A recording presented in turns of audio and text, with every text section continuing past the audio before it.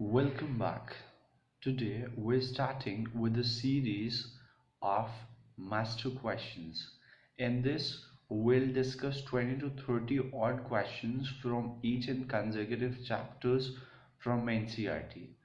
And this question will be very important for your NEET examination. So today we'll be dealing with the chapter number 13, that is actually the third chapter of your plant physiology class 11th NCERT. So we'll do some important master questions of this chapter. Alright, so let's start. We have the question number 1 over here. Where does dark reaction of photosynthesis takes place? Photosynthesis में dark reaction कहाँ पे होता है? ठीक है, so they have mentioned about the dark reaction. All right, so we know that dark reaction always takes place in the stromal region. All right, so the option C will be the correct answer over here.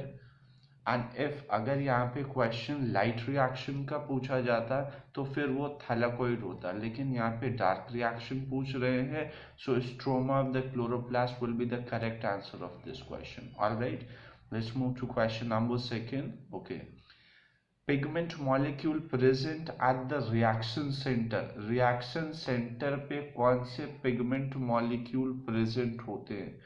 तो reaction centre अगर आप PS1 की बात करते हो या PS2, reaction centre always compromises with chlorophyll A. तो दोनों में chlorophyll A main reaction centre होता है, so A will be the correct answer of this question. Okay, very simple question. Then we have the question number third. During photosynthesis the site of light reaction. जो first question वहाँ पे dark reaction पूछा था, अभी यहाँ पे light reaction पूछ रहे हैं. तो लाइट रिएक्शन में क्या है? लाइट रिएक्शन के अंदर हमेशा थैलाकोइड में होता है light reaction, so B will be the correct option. वहाँ डार्क रिएक्शन उन्होंने पूछा था, यहाँ पे लाइट रिएक्शन पूछा है. Okay, question number 4. The photochemical phase of the photosynthesis. जब सनलाइट के प्रेजेंस में और केमिकल के प्रेजेंस में वहाँ पे प्रोसेस होता है फोटोसिंथेसिस में, तो वहाँ पे क्या क्या होता है? वाटर की स्प्लिटिंग होती है, इट्स करेक्ट. लाइट एब्जॉर्प्शन होगा, फोटोन का एब्जॉर्प्शन होता है, ये भी सही है. और वहाँ पे NADPH, ATP and oxygen release होता है. So all of the work, 4 option, D option will be the correct answer of this question, because ये सारे के सारे स्टेप वहां पे होते हैं. Okay, alright. Moving on to the question number 5. The process of non cyclic photophosphorylation. ये Z scheme of light की बात बोल रहे हैं, ठीक है. तो वहां पे क्या नहीं होता है? यहाँ पे साइक्लिक फोटोफॉस्फोराइलेशन है. दो फोटोफॉस्फोराइलेशन होता है, एक नॉन साइक्लिक जिसमें PS2 से PS1 की तरफ इलेक्ट्रॉन जाता है. Alright, and we have the cyclic. तो साइक्लिक में ये रिएक्शन सेंटर है, ये we have, and this again comes down to here. तो ये साइक्लिक फोटोफॉस्फोराइलेशन पूछा है. साइक्लिक फोटोफॉस्फोराइलेशन के अंदर ग्रीन एल्गी में यहाँ पे क्या होगा? PS1 इन्वॉल्व होता है, बिल्कुल सही बात है, ठीक है. Synthesis of ATP and NADPH.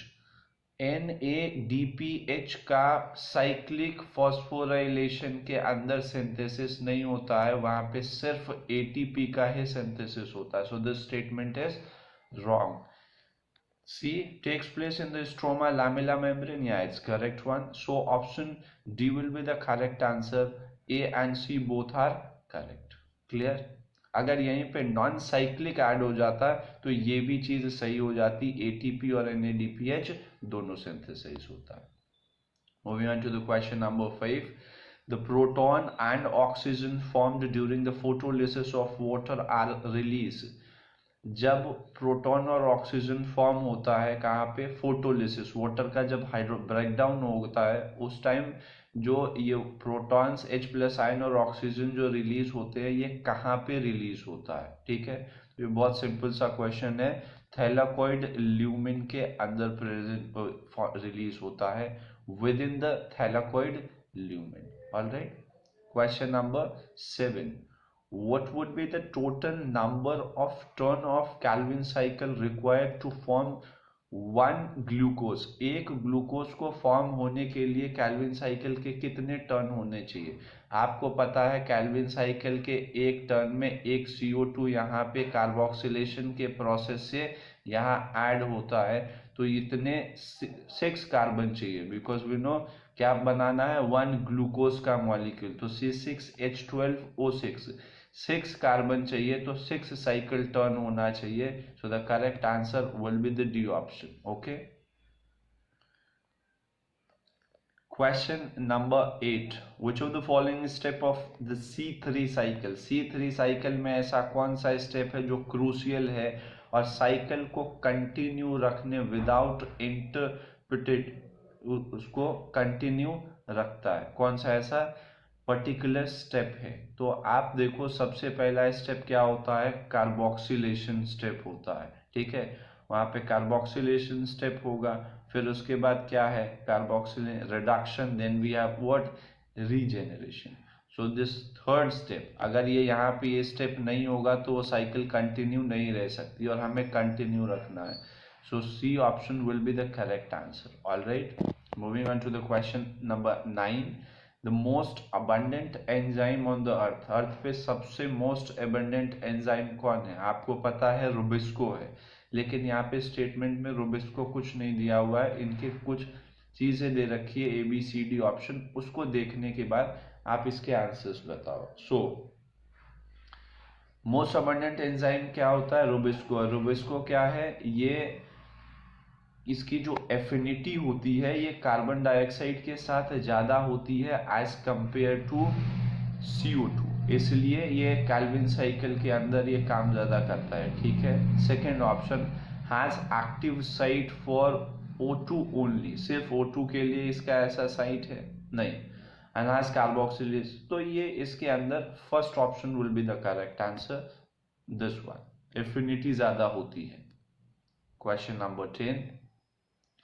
CO2 acceptor.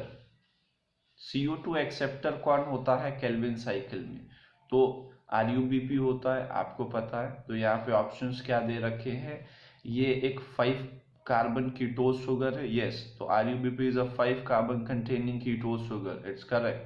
Hexose नहीं, 6 कार्बन नहीं होता है. RUBP, yes, it's correct. So option A and C will be the correct answer. So D option will be the correct answer of this question. D option इसका correct हो जाएगा. All right. Next question. Choose incorrect statement about mesophyll cell of C4 plant. C4 plant के mesophyll cell के लिए इसमें से कौन सा स्टेटमेंट है इनकरेक्ट है? ठीक है. इसमें पहला है लैक ऑफ रुबिस्को एंजाइम. नहीं, this is correct. Second, C4 acid is broken down to release carbon dioxide and 3 carbon molecule. CO2 release नहीं, ये चीज नहीं. C4 प्लांट की बात कर रहे हैं, C3 की बात नहीं कर. ठीक है. Then primary CO2 acceptor is PEP. This is correct. And have pepcase enzyme. This is also correct. तो इसमें incorrect पूछा गया है, so B option will be the correct answer of this question. All right. 12. In light reaction, plastoquinone facilitates the transfer of electron from. Light reaction में प्लास्टिक्यूनॉन जो होता है ये फैसिलिटेट करता है किसको, इलेक्ट्रॉन के ट्रांसफर को. कहां से कहां? आपको पता है लाइट रिएक्शन में PS2 से PS1, तो ये PS2 से ये साइटोक्रोम BF कॉम्प्लेक्स की तरफ ट्रांसफर करता है. जब यहाँ पे आप लाइट रिएक्शन देखोगे तो वहां पे ये PS2 से साइटोक्रोम कॉम्प्लेक्स की तरफ ट्रांसफर होता है. And this question has been asked in 2020. ये लास्ट ईयर का क्वेश्चन है. Okay. Then we have the next question number 13. Chloroplast में सबसे ज्यादा प्रोटॉन कहाँ पे मिलते हैं, है ना? हाईएस्ट नंबर ऑफ प्रोटॉन, सबसे ज्यादा प्रोटॉन क्लोरोप्लास्ट में कहाँ पे प्रेजेंट होता है? तो bit obvious, lumen of the thylakoid. Thylakoid के ल्यूमेन में प्रेजेंट होता है. और इसी की वजह से वहाँ पे कॉन्सेंट्रेशन ग्रेडियंट इंक्रीज होता है H+ आयन का, जिसको हम कीमोऑस्मोटिक हाइपोथेसिस के अंदर स्टडी करते हैं। Question number 14, the oxygenation activity of RuBisCO enzyme in photorespiration, यहाँ पे इंपॉर्टेंट वर्ड है photorespiration, leads to the formation of, क्या फॉर्म करेगा, ठीक है। तो जब भी ये फोटो रेस्पिरेशन का प्रोसेस होता है, ठीक है, तो रुबिस्को एंजाइम जो है ये एक 3 कार्बन कंटेनिंग मॉलिक्यूल बनाता है, ठीक है। So B will be the correct option, 1 molecule of 3 carbon containing compound. All right, next question 15, the process which makes the major difference between C3 and C4 plant, कौन सा ऐसा process है जो major difference बताता है C3 और C4 plant में। तो ये बहुत सिंपल सा क्वेश्चन है, फोटो रेस्पिरेशन। फोटो रेस्पिरेशन जो है वो मेजर डिफरेंस होता है C3 और C4 प्लांट के अंदर। All right, question number 16, during Z scheme of photosynthesis means non-cyclic photophosphorylation, Z scheme of light जो है photosynthesis में which of the following not helps in creation of proton gradient, this certain is a wrong type, it is creation, यहाँ पे creation होना चाहिए था।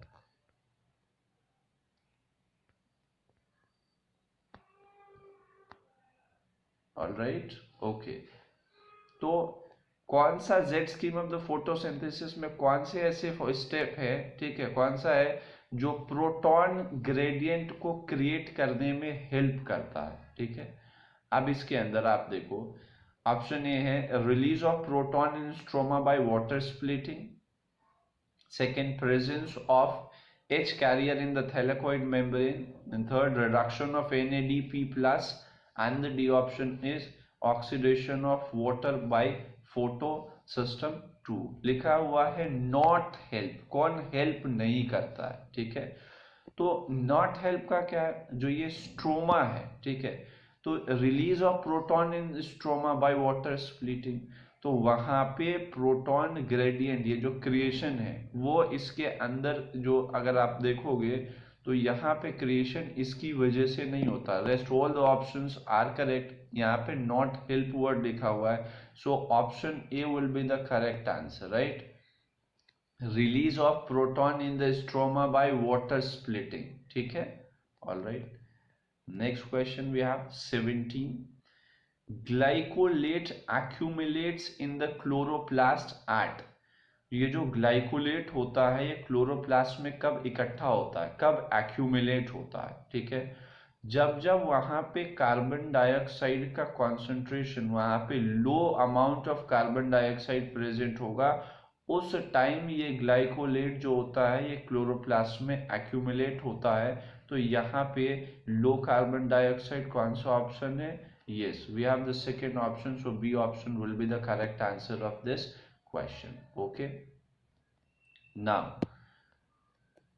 question number 18, तो 18 question में यहाँ पे क्या है लिखा है, the common feature between non cyclic and cyclic photophosphorylation, common feature कौन सा है कि जो साइक्लिक और नॉन साइक्लिक फोटोफॉस्फोराइलेशन दोनों में यहाँ पे कॉमन होगा। तो साइक्लिक के अंदर भी proton gradient formation, release of oxygen, ठीक है, formation of NADPH H+ ion, और फिर फोटोलिसिस ऑफ वाटर। तो कॉमन फीचर जो इसका यहाँ पे होगा वो क्या होगा, फोटोलिसिस ऑफ वाटर होगा। All right, then we have the last question, this is 19, how many NADPH plus H ions are produced in cyclic photophosphorylation per 4 electron flows in its ETS, electron transport system के अंदर कितने वहां पे how many NADPH बोल रहे हैं कितने NADPH produce होंगे, किसमें, साइक्लिक फोटोफॉस्फोराइलेशन में। तो आपको पता है साइक्लिक फोटोफॉस्फोराइलेशन के अंदर सिर्फ और सिर्फ ATP फॉर्म होता है, वहां पे कोई NADPH फॉर्म नहीं होगा, ठीक है। तो यहाँ पे लिखा है 1 2 3 4, तो यहाँ पे इनमें से कोई ऑप्शन सही नहीं है। यहाँ पे the correct answer will be 0, तो यहाँ पे 0 आंसर सही होगा, क्योंकि वहां पे कोई भी NADH फॉर्म नहीं होता है, ठीक है, वहाँ ATP फॉर्म होता है। तो यहाँ पे ये 1 2 3 4 में कोई ऑप्शन सही नहीं है। The correct answer of this question should be 0, ये 0 होगा यहाँ पे। Alright, question number 20। In CAM plant photophosphorylation occurs in, ये जो क्रैसुलेशन एसिडिक मेटाबॉलिज्म होता है इनमें फोटोफॉस्फोराइलेशन कहाँ पे होता है, ये पूछ रहे हैं। म्यूजोफिल सेल्स में होगा और डे टाइम में होता है कैम के अंदर, ठीक है। तो B option will be the correct answer of this question. Alright, mesophyll cell में होगा और डे टाइम के अंदर होता है, ठीक है, नाइट में नहीं होगा। So these are the 20 most important question of this chapter number 13, photosynthesis in higher plant। इसके बाद हम लोग ट्रांसपोर्ट इन प्लांट के कुछ क्वेश्चन सॉल्व करेंगे।